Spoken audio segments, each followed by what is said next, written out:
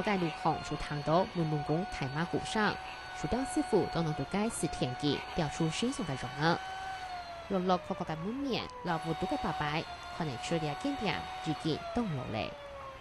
當然你跑出來提示出來的，他們這樣都描了一個，描那個飛熊啊、貝林啊，還有一些工藝品用詞，瓷銅底部嘅水牌用詞。鐵條兩地度實皮簡單，不過老師傅嘅手藝是獨特的。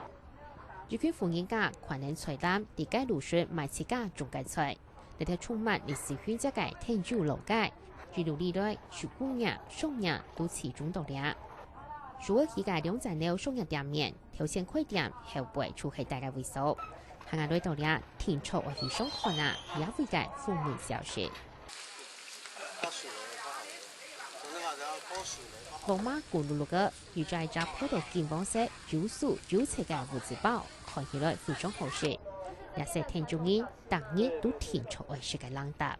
一字一頭拿撒那邊拿椰子，拿水，所以有地瓜粉了，椰子麵粉了，那都還鹽了，調料了，香料就是那個大蔥了，那個大蒜了。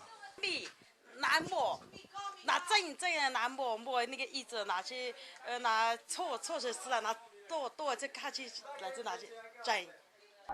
人講烏山不下下粗山，番薯物資百年了。行嘅大體大地山區，條白谷莫安多，番薯老物資隨山區嘅主要材料，是材料嘅世界出金黃口味，物資膠、物資包、物資高粱豆，從安樣人發明出來。對通超開始實做嘅天主，本意慶祝客家舒服。民眾人講，佢係懷念為客家人嘅客家身體。在唐代就建呢個酒府啊，所以有1000多年嘅歷史啊。客家文化在長灘形成以後啊，一直往南邊去發展嘅，所以愛傳嘅客家嘅文化嘅根源，就會到天酒府嘅前啊。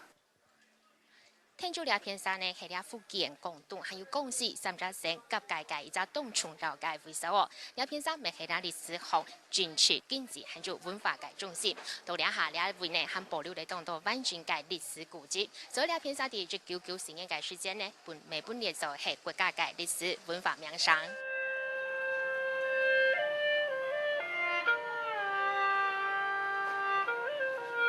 睇嚟日前注重音樂，嚟到街路上嘅古廟，社會判界係雲南嘅傳統樂器葫蘆絲。